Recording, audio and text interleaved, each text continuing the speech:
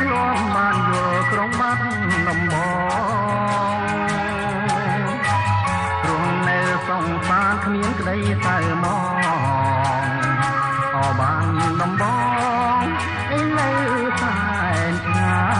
យខ្ញុំតែងត្រមៃយំថ្ងៃជានិច្ចមិនភ្លេចអនុស្សាវរីយ៍ទាំងឡាយបន្លែងគ្រាប់លេងប្រឡែងពីកាយជាង10ឆ្នាំផ្លាយអូនពេញក្រមុំអនុស្សាវរីយ៍មកដល់មរីសព្រាមបានគូថ្មចំណាំថាអូននឹងបងដល់ព្រៃវៃធំសូមពុកម៉ែផ្សំគុំជាគូក្រងឥឡូវបើវាយបងចាំតែឈ្មោះតែរួមសម្រងព្រលឹងនាងបង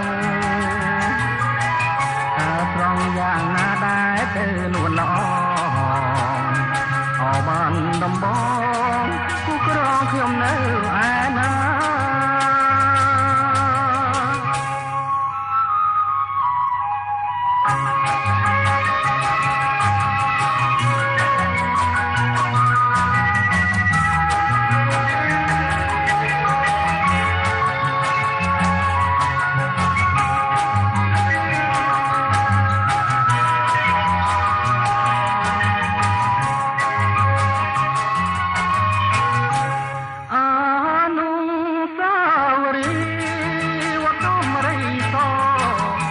បានគូថ្ម